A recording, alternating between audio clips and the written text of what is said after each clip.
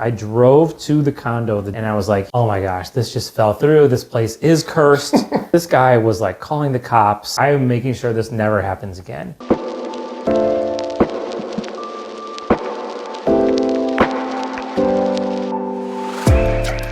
Welcome to the Whiskey and Real Estate Podcast. I am your host, Alex Peterson, and tonight I am here with my good friend, Tim. Tim is a property owner currently. He was a first-time home buyer years ago, Yes. and so we're going to talk a little bit about his journey from first-time home buying into becoming an investor and owning two properties, managing all of that fun, and all of the extras in between. So, as always, we're going to be sipping on some whiskey and talking about that as well. So, here's our first glass. Cheers to a great night. Cheers. What's the first thing that jumps out at you for this one? All right, so as a, I would still call myself a novice in whiskey, but maybe not a rookie. I feel like I'm getting bourbon for sure. I feel like I'm getting the sweetness of the corn. Okay. On that. The proof is not super high based on what I can tell. Like I would guess between 80 and 90. Okay. You know, it's not a overly complex one, but that's okay with me because I don't like to be taken on a ride necessarily. Yeah. The overwhelming scent is kind of your typical, you know, what I feel like you get from bourbon, which is like a mixture of the oak, a little bit of vanilla from that, nice kind of sweet, kind of spicy flavor to it. That's what I'm getting. If it's not a bourbon, I will be a little surprised, but I will tip my cap to whoever the made whiskey it. gods and whoever made it. Yeah, I mean, there's definitely a sweetness in here. It's interesting to me because I can't place the sweetness because to me it's not quite corn, but it's not dried like fruits. So when I'm drinking scotches, I'll get dried fruit notes often. Raisin, apricot, things like that. This is something in between, maybe like a blackberry. I can understand that. I was going to say it almost tastes like it's been cut by a little ice. Like the sweetness is there, but it's not like, Yeah. you know, like it tastes, I hate to use the word watered down, but the body is not very full, let's say. Yeah, it's definitely thin.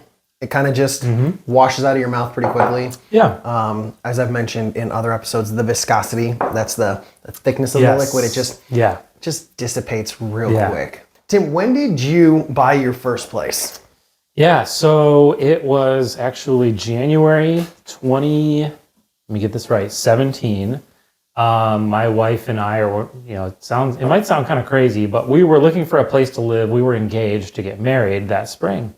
And we kind of decided that we wanted to buy a place. We had no idea what we were doing. I kind of had a sense that, like, you know, if you're going to buy a place, you want to stay there for a number of years to make it worth it, as opposed to renting. And so, you know, when we talked together, we were like, well, we are going to be here for a little while. And that turned out to be the case. I mean, we moved out 3 years later, and we can get to that eventually. So 2017 is the short answer. Okay. What kind of inspired you guys to buy? Was it, we're getting married, we need somewhere to live? Or was there other stuff going on that led you to like, and maybe we should look at buying versus just renting right now? Yeah, I would say, I mean, the primary factor was we need a place to live. And then when it came to buying versus renting, I had been renting for maybe the last like 4 years or so. Yeah. And I was ready to and wanted to buy something. And that was kind of it. And then it was like, okay, well, as long as we're going to stay here for like a few years, which we thought we would, and we did, and we just kind of dove right in. We didn't like sit down and like go through like a rent versus buy calculator, and be like, which of these is like, you know, coming out ahead? We were like, we're going to buy. It was just kind of like an emotional like decision. We're just like, it was just like, yeah, let's go for it. And at the time too, you know, the thought on interest rates was that they, you know, wouldn't stay super low forever. And so the mortgage rate we got in at was, you know, pretty low. Do you remember what it was by any chance? 4.25. That was actually still pretty solid. I mean, that would be awesome in 2025. Did you guys get any advice prior to jumping in, or did you just kind of like go for it and you found a realtor through the internet, or how'd you find that? The realtor that we found was a referral from a friend of ours who had a great experience with her. She helped our friend buy her first place, which was also a condo, also in Oak Park area. You know, she was great. She was very nice. She was very, personable. Yeah. But I wouldn't say that she like was overly like educational. Okay. I think she was a little newer to it. Like she had a feel for it, and she's still in the field today. Okay. And as far as I know, successful in it. But Nice. Looking back, is there anything you would change about that first journey that you had buying? I mean, a few times, and we can get to this, as a landlord, I mean, I told my wife, because I was really the landlord, my wife is focused on our kids and running the house.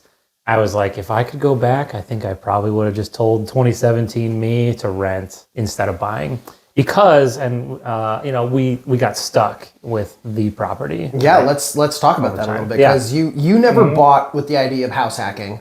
You were not ever planning like, I'm going to build my real estate portfolio. I'm going to go 1, 2, 3, 6 properties and, you know, be this mogul. No, I definitely never thought of myself as a landlord. And like, you know, caveat here is, you know, I'm more of a like stocks and bonds kind of guy, right? Invest in public markets as opposed to investing in real estate. So, but yeah, I mean, I always thought of myself as like just, you know, owning one house that I would live in and never like renting out a second one purely for investment. You know, reasons. Maybe a vacation lake house one day, but even then, I wouldn't feel comfortable renting it out. Yeah, that's totally fair. So, when did you move out of the condo and get the house that you're currently living in? Yeah, so we moved out of the condo right in the middle of the pandemic. Dun, dun, dun. Before it was cool to move to the suburbs. Yeah, because Oak Park is kind of half city, half suburbs. Yeah, Oak Park's a fun place. I think when I finally helped you guys get this thing sold this last year, my tag on it was city living at suburb prices. Yes. And all of the joys and costs that come with both. You really do get both worlds there. So we closed on our house in Elmhurst, which is where we are today, in May 2020. And we began looking, actually before the pandemic began, we were looking in February 2020, which is really, it was like before things really started locking down. Yeah. So you found the new place. You obviously didn't need to sell to purchase. So was the thought that you would find the new place, move in, and then list the condo for sale after the fact? We listed them, so we listed it and we were closing on this place simultaneously. Okay. We're fortunate enough that, you know, to be blessed to be able to do something like that. But my thought was always like, we're going to unload this thing and, you know, that'll either be our down payment or we'll use the proceeds for, you know, what have you, maybe reinvest in the market. You know, I think at the time our mortgage rate was even lower, but yeah, it was a crazy time because everything was locking down. We were the only people making an offer on this house. We negotiated it down in price, but it felt like the worst timing and decision ever at the time. For me, and I'm like kind of like the household CFO because it felt like here I was taking on 2 properties. This other one is not selling. I'm buying this other one whose mortgage is literally twice as big as the first mortgage, maybe 3 times. And like, here I am, like going deeper into debt when we're about to hit like a Great Depression from this, you know, and it was a bad recession, but it was very V-shaped, right? Just like quick bounce back, but you know, no one knew what was going to happen back then. Yeah, I mean, there's a lot of intervention that helped keep it from, you know, really bottoming out there. Yeah. Grateful for that. So how long did the house sit on the market, the condo sit on the market prior to you guys kind of being like, all right, we got to do something else, and you rented your first tenants? Yeah, so we listed it probably in, it was mid-March 2020. We immediately knew something was off with the real estate market in terms of for selling a place, because the place was nice. I mean, we put money into the kitchen, the bathrooms were up to date, the appliances were, you know, relatively new, stainless steel, white kitchen, quartz countertops. There were no showings, period. And it wasn't just like, oh, like, you know, showings are only virtual. No one was even asking for virtual showings. So like 30 days in, after no showings, like we were just talking with our realtor and we were like, what are our options here? And you start like talking about those things. Honestly, being a landlord was not even an option in my head. I didn't even know that that it was one until a strange word of mouth thing came about. And it was the little brother of a great friend of mine was relocating from Iowa to Chicagoland. He needed just a place to crash for the summer. Yeah. And horrible negotiating skills on my end. I was like, okay, well, like, I don't need to like charge you full market price. I'll just charge you like, what my costs are or whatever. I don't even need to look at what the market rate for rent is. Cause I was just looking to use him as like a bridge loan or as a bridge tenant to like relist it in the fall or something, like 3 months later. So he's like, I can't really do that. But I could do like this number, which was like literally half of what my costs were. Geez. And at the time though, it was like, well, either leave it empty was my option or put him in there for like $800,000 a month or something like that. And I was like, okay, this is like a lifeline for now. Yeah. And again, like fortunately for us, like both of us were working, no kids at the time. We could generally bear it, but by no means, it was an acid bath for our cash flow. Yeah. Absolutely. It drew on our savings to do it. So he was in there for those 3 months, and that was like what kicked off my landlord career. Yeah. Wow. Yeah. That's wild. Well, I want to get back to landlord here in a little bit because that's a big part of the journey. But yeah, let's get some more thoughts on this one before I pull this guy out. I think this is a really it's an easy sipper. Yeah. There's nothing crazy. There's not as you said, it's not horribly complex. You don't get, a lot of fun going on, but it's pleasant all the way through. Mm-hmm. And again, it ends quickly, I think, because of the viscosity. It just kind of drops off. But I've had some where they drop off and it almost leaves like this weird aftertaste the minute it like finishes on some whiskeys. Yeah. This one just kind of like, it finishes and I'm like... Finishes nice, right? I don't need to take a drink of water right away to clean that up. Doesn't have that. I feel like this could be like an everyday sipper and like a potential workhorse for like, if you're like, I just feel like an old fashioned tonight. It's just me. Doesn't happen anymore with children at home, but So do you have any idea what this might have been? Based on how I've described it, I mean, I would guess that this is like something similar in category, I'll say, because I'm not gonna be able to nail this. It reminds me of like maybe like a Maker's Mark or something like in that $25, $30 bottle range. Okay. Simple, but straightforward. Well, let's find out. All right. So he was not even close. This isn't even made on this continent.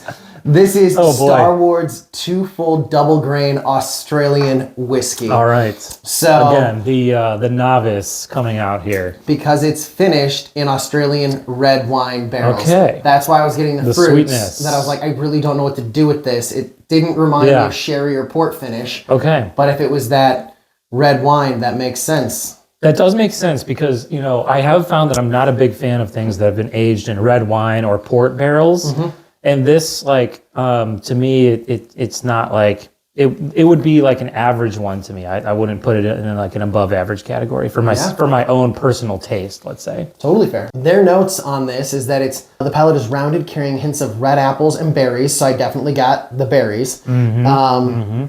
The finish is delicate.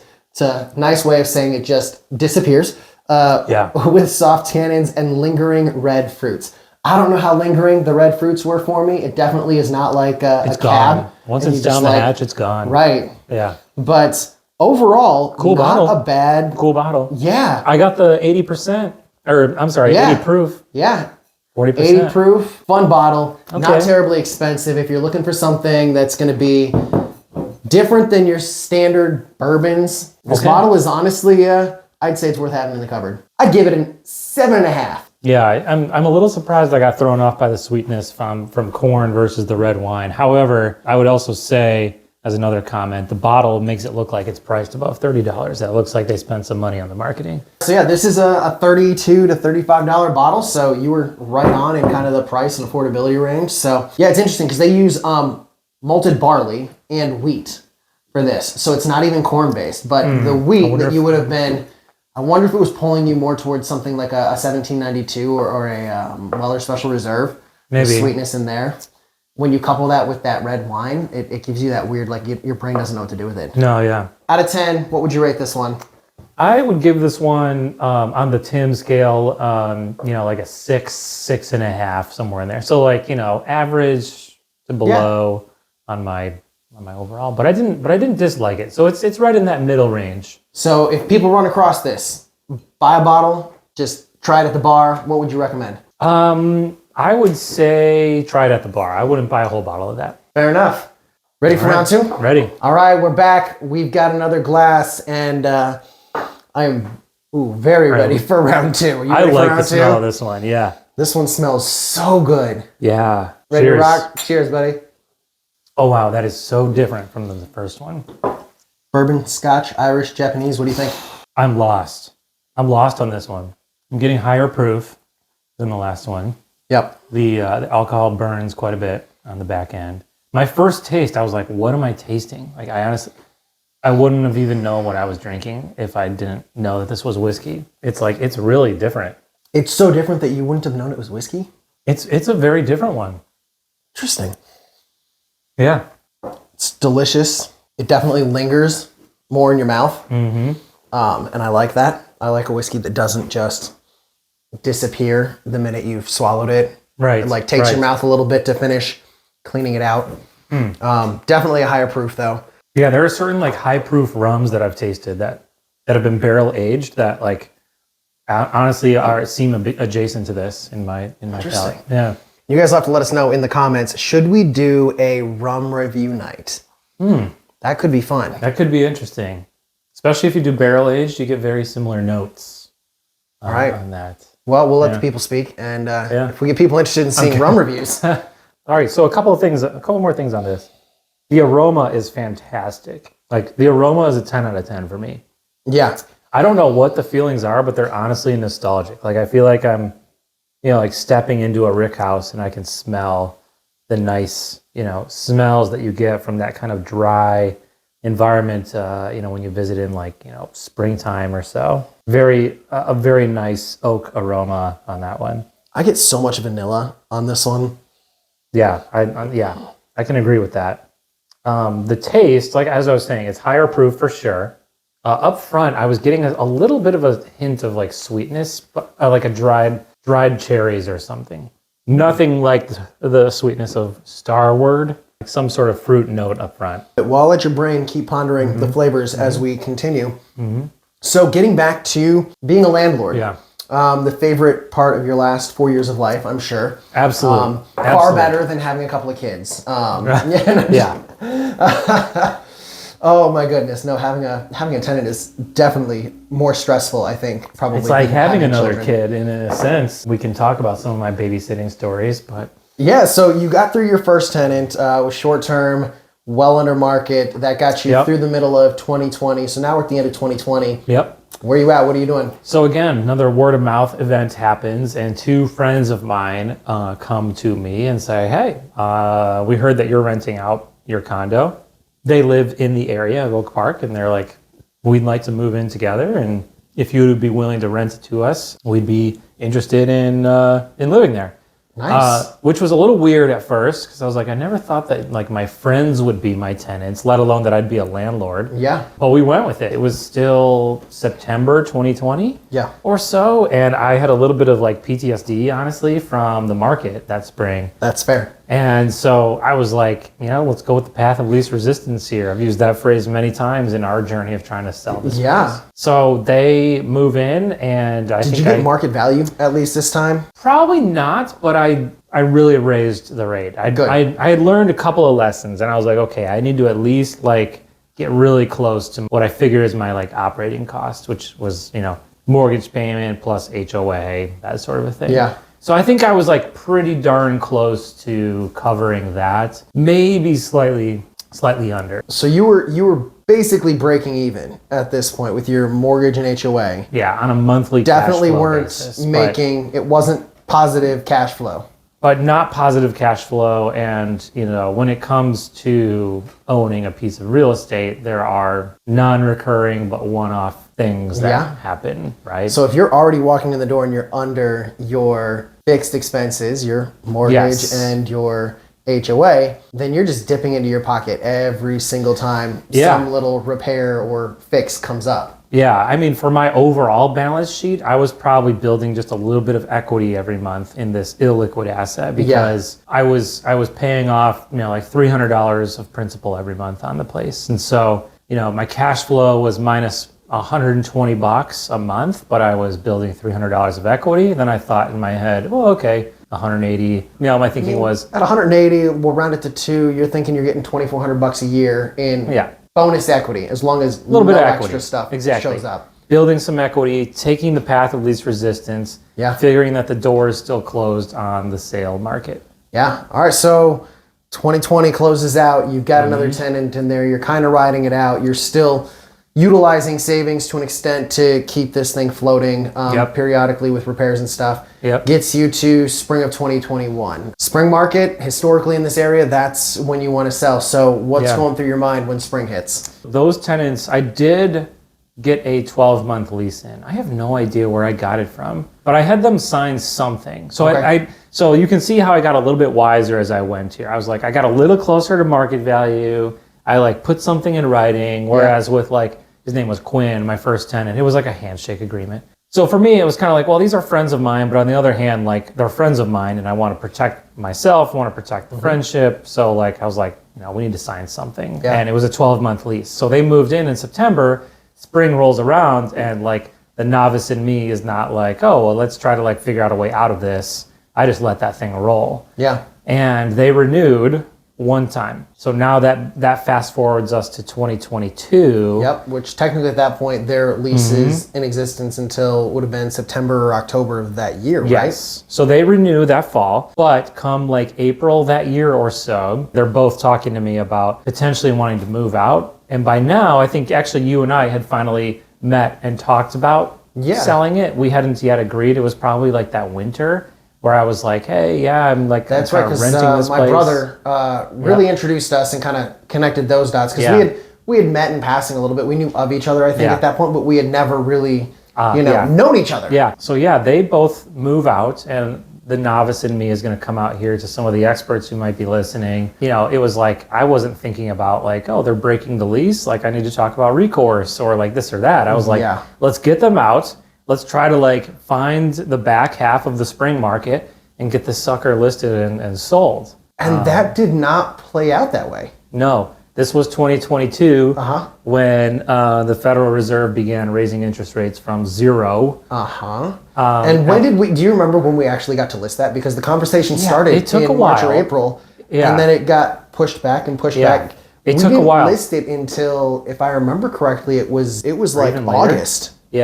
We missed like all of summer, and we were coming into like the fall, and in July is when the rates it just went through the roof. I mean, I think it was 8% mortgage rates or so. And this is famously when inflation was transitory and going to go away. And the Fed raised interest rates at their fastest pace in 40, 50 years. And I don't know what happened ultimately. Like I honestly don't.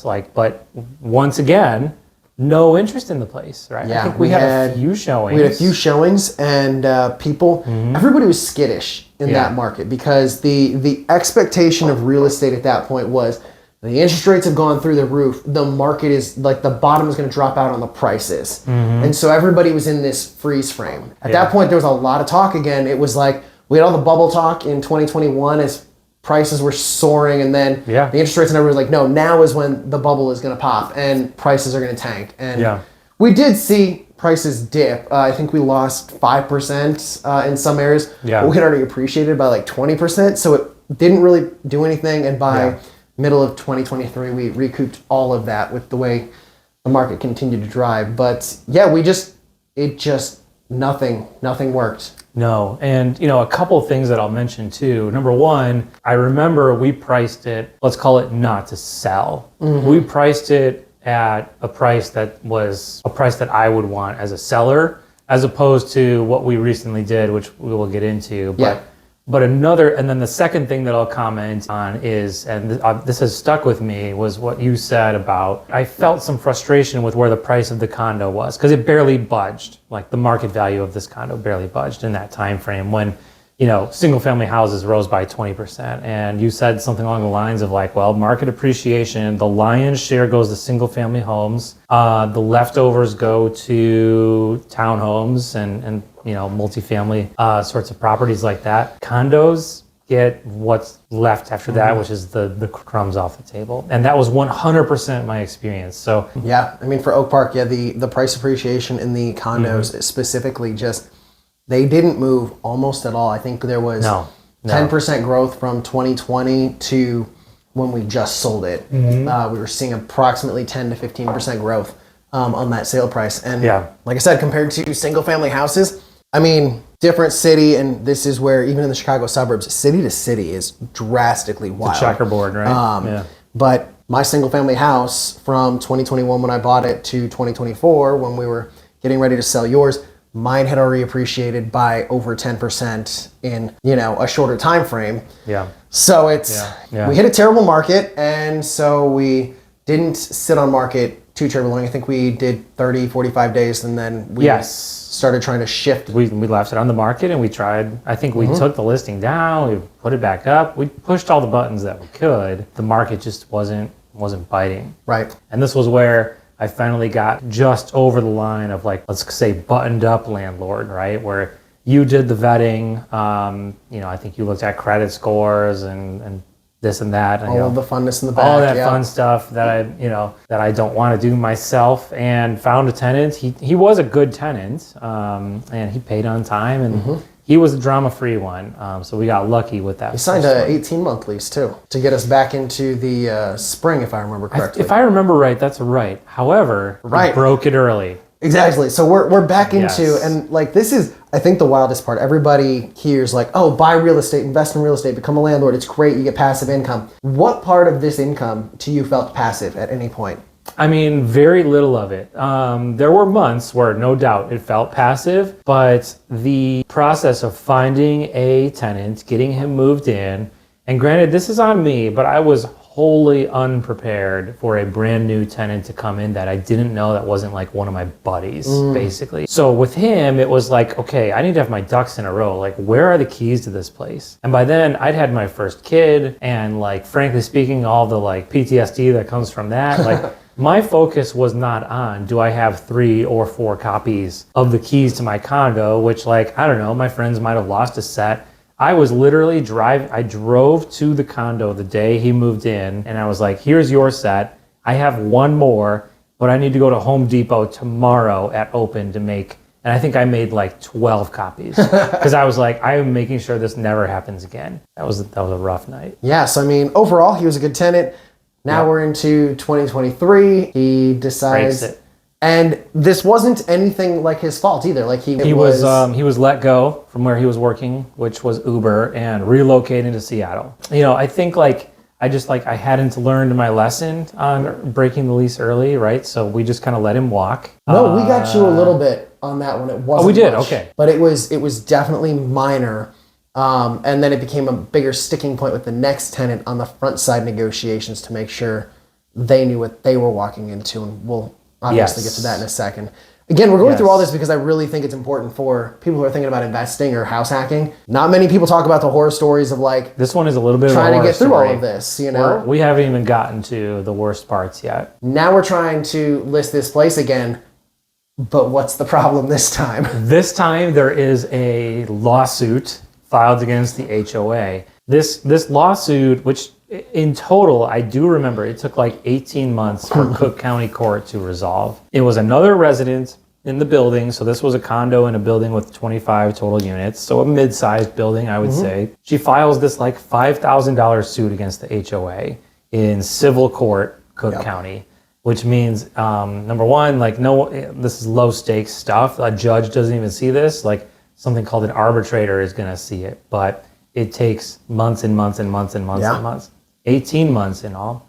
And so correct me if I'm wrong, but when there is a lawsuit against the HOA, mortgage companies basically don't want to touch the property. And then it's a standard rule of thumb. Yeah, they're going to see that there's a pending lawsuit, and that's all they really see. It's like, they don't get many details, and they're just like, there's a pending lawsuit until there's resolved. They don't want to put up with it or whatever. Right, because they don't know what it's going to do to their asset. Because when you buy a property and a bank is giving you the money for it, it is their asset until you pay it off. So we're up against, now we've got this. And so we go to list the property again because we're like, we might as well just take a shot still, see what can happen. This time we listed as both for sale and for rent simultaneously. And then our buddy, who will remain unnamed, who was my final tenant in this place, started thinking about putting in an offer. Yes, he did. And he made the verbal offer, I think we had some documents They wrote signed. up the offer. And it was like same day taken away. Yep. I remember getting the phone call from you. He was going to pay cash. So We're gonna mortgage close in companies 2 weeks. It was gonna we were be going to great. close this thing. We were going to be done.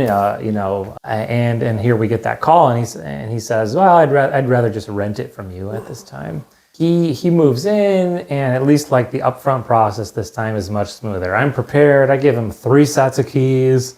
I've got my 7 keys back at home still, so we're still good there. But every time you're getting a new tenant, as a landlord, as an investor, you're basically rolling the dice on what sort of tenant they're going to be. Yeah, I mean, the data can only get you so far. I mean, you can look at the data till you're blue in the face, and the data can tell you yes, and then that person can get in there and still be a nightmare. So always do your checks. Yeah. It increases your probability of a good tenant. And we did our checks. This guy had a great, I think credit score. I think we even saw a bank statement that saw he could pay for the condo. Oh yeah, we had already seen the bank He statement. had a railroad pension, which is like, I know because I work in this world, like it's one of the best possible pensions you can have. It will never go underwater. You are going to get that pension. So we did our homework, but the roll of the dice, he still paid rent on time, which is ultimately like the foundation of it all.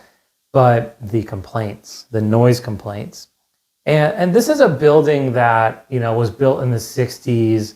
The walls are literally made of concrete and they're like 12 inches thick. So he's an overly sensitive guy. I'm not sure what this ultimately came down anyone. to. Every time I was at the building for everything I did. You might hear footsteps if someone was really stomping around above you. This guy was like calling the cops on his neighbors. He was asking me to take care of the noise with his neighbors. So now I'm playing basically like the dad. I'm like, getting complaints during the middle of the workday with him. And sometimes I'm in client meetings and, now I'm trying to pull up the HOA docs and trying to figure out, okay, like what are the house rules around noise? Because he's complaining about noise at 3 p.m. And it's like, it's 3 p.m. The HOA docs say like the quiet hours are like 8 or 9 p.m. to like 7 a.m. I just made up those numbers, but something in that range. Yeah. And then eventually I just had to set the boundary with him. And I was like, look, these are the HOA rules. If you have a problem with your neighbor,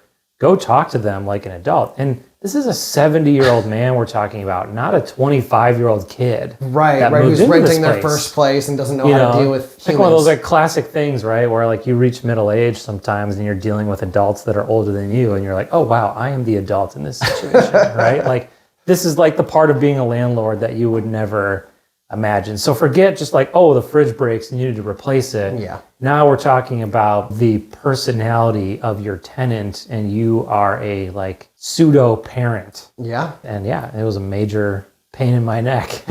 That major pain, thankfully, he ended up finding something else and we had to negotiate early termination with him as well. Yes.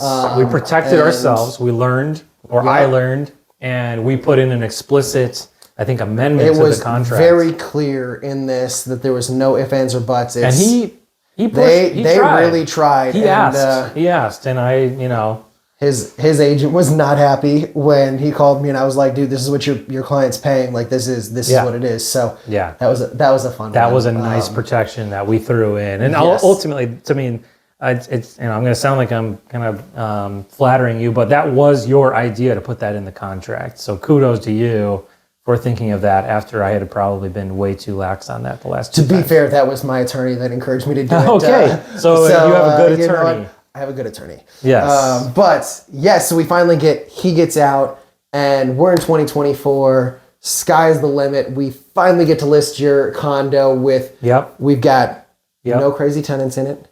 We have no pending lawsuits and we have a stable real estate market. The real estate market was our oyster. So we finally got it listed. Did an open house the first weekend. It was like the last weekend of November, first weekend of December, right in there when we listed it finally. Open house goes really well. We get a ton of traffic. And we end up getting 2 offers on the property, which was great. And so we pitted them against each other, made them both move, and we got an awesome cash offer. We were excited. We're under contract. And that lasted us all of 24 hours. Yeah, and before we get there too, a couple more things to set the stage here that I do remember. The unit below me was listed for like $280,000, which is like the Redfin estimate of like what it's worth. And before we ever listed it. So listed for 280 right below us. Similar unit, but way out of date. Way out of date. Way out of date. The kitchen, the bathrooms, the appliances, everything. Yeah. This time around, I remember we listed it, I'm going to say to sell, but competitively. Yep. I think we listed it at 245. Yeah, we got above list in Yeah. the sale, or like right at it. I just wanted to highlight another piece of your advice that stuck out to me though, which was like, we want to really differentiate ourselves from that property listed at 280 below us. You know, if you're sensing a pattern here, if you're listening here, I'm too nice. And the guy below me, when we went under contract for the cash offer that you were just talking about, called me. And I gave him the details. I told him what the contract price was. This was before everything was signed and the ink was dry. You know, this is going to come down to a weird timing thing, but like it was like that next day they dropped their price by like $20,000. Yeah. Within 24 hours, that first offer out of the two of ours fell through. And so I remember accepting it and feeling great, and like cash offer, we're closing in a matter of only 3 weeks. 3 weeks. And by this time, it's like, oh my gosh, this just fell through. This place is cursed. This is like our third time trying to go through with this. And I remember with the second offer, which was, you know, contingent on financing, we had basically told them like, hey, like if you can stick around, we have a cash offer though, and it's basically what you gave us in your offer. So we're going with the cash. And who wouldn't? Right. Fortunately, they came back around. I didn't even have the fully canceled contract, and I'm calling this agent being like, are you guys still live? Like, and are you they still... were thinking of putting an offer in on the place below. They actually had gone and seen the place below, you and know, were going to make an offer on it. Lesson learned. There are many lessons out of my horror story for people, but another one is don't talk to anybody about what the place is, especially another seller right below you. Keep the cards close to the chest once all the dust settles, and at least until the wire hits your account from the closing. Yes, but thankfully we were able to get them. That deal came together, closed beginning of this year. So we closed on January 6th, and I'm a very happy not landlord anymore. Very happy owner of one house. So what advice do you have to anybody who's thinking about, hey, I'm looking to buy my first place? Yeah, thinking about house hacking, doing the rent out another room or rent out, you know, buy a duplex and rent out the other part. What kind of advice do you have to them? Yeah, so I would say, you know, don't let my horror story discourage you from doing what you feel like you're led to. I mean, there are many people who have a good experience with real estate investing, and I've personally seen that in my own career in wealth management, where I see these successful real estate investors, and it's not just in housing, they're commercial real estate too. However, it's not passive income, and if you are renting in a residential sense, you are going to have this weird relationship with your tenant where like it's never purely 100% professional. Like you're going to be texting with them at all hours of the day, depending on what's going on. You are going to get a call when you least expect it about something that's going to annoy you, and that's why I don't call it passive income. And ultimately, you know, when it comes to real estate, it is a personal decision. And so if I could go back and change my decision to buy or rent back in 2017, I probably would try to convince 2017 me to rent, and I would be willing to bet that 2017 me would still buy. And I think that's just based on like, you know, we have a culture of buying real estate and not renting real estate. Especially when you're kind of starting a family, that's just like, it feels like the right thing to do. You know, I think ultimately that's a personal decision. But yeah, my horror story is like, you know, don't get into investing in real estate expecting it's all going to be hunky-dory. It is full of surprises. And not all of them are positive. And you don't have all the bargaining power. You know, there's market rent, market-based rent, and that's what you're able to charge, not what your operating costs are.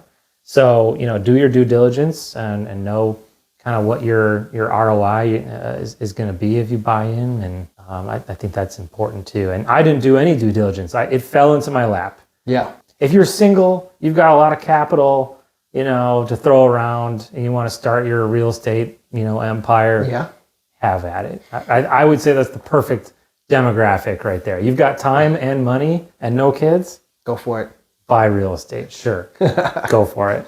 Well, thank you very much. We have got to finish talking about this whiskey. This whiskey. So mine's gone. I think, finally finish this one. So what are we thinking? I mean, to me, this is substantially better than the other one. So I think I might have to backtrack on the 7.5 on this. Seems too generous now. I think I need to move into the 6 range on that one, because I think I'm going to put this one at an 8.5. Give it that 2.5 points more. It's got a much better flavor. The viscosity is better. It sits. You know, the smell, as you said, the nose is just great. You get awesome smell. I mean, I get caramel, vanilla, oak. It's just such a really inviting experience. And then you get into the whiskey itself, and I'm a happy person. Yeah, this one doesn't take me for a ride, which again I like. This one has a great taste, excellent nose, great body to it.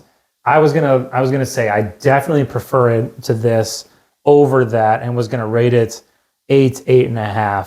You know, it's hard for me to dole out anything of like a 9, or a 9 is like I want to drink the whole bottle sort of a thing, and this gets close. I'd put it close to that. This is a really good one, but I honestly don't know what this is. You might be shocked, because I'm pretty certain you've had this before.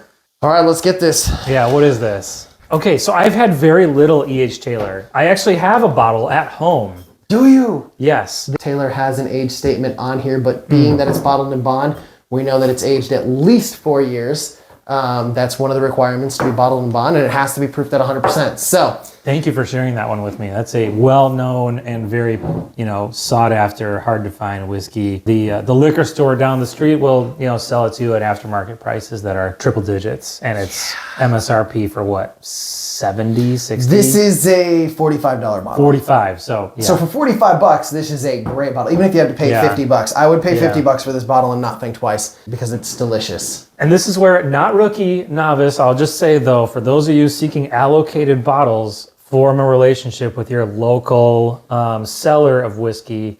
Mine is the lady at Jewel named Yolanda. Shout out to her. She got me my bottle of E.H. Taylor. Ooh. I asked her about Eagle Rare. She was like, oh, I think I have one out back. And she brought one of these out for me without me even asking. Look at that. Props to Yolanda. All right, man. Well, anything else you want to say before we wrap up tonight? If you're going to be a landlord, find a good process of vetting potential tenants. I used you as my guy, if you will, for that. And that was important. You want to vet those tenants, absolutely. I mean, do your best possible due diligence to lower the chances that you find a bad tenant. I have a little bit of a horror story here, and yet it could always be worse. All of my tenants paid me on time. There were other annoyances, and I got lucky with things like appliances never breaking down. So it could always be worse. Than what I'm describing. And so if there's someone out there who's like on the fence and hearing my story and thinking that they wanted to be an investor, and now they're thinking maybe not, maybe find something else to do with investing your money if you're now on the fence. Yeah. But, I mean, if you have questions and you want to have a conversation with me, I'm always down for a conversation. Yeah. Feel free to send me an email, DM me on Instagram, whatever. We can connect. I'll do a free Zoom consultation. I'm here to be a resource. That's why this podcast exists. And we like to drink whiskey. So you sure do. Thank you for your time, man. I appreciate you being here, and can't wait to hang out again soon. I can't cheers you because my glass is empty. I'm empty, but I'm not going to do it. I don't want to jinx myself, man. I can't do it. All right. Unless you want another pour, then we can do it. I won't say no to that. All right, let's I won't say no to that. Let's do that so we can cheers out properly. Okay. Again, thanks for sharing this one with me. This is a generous thing of you to do that. Colonel Taylor. Hey, cheers to real estate adventures. Cheers.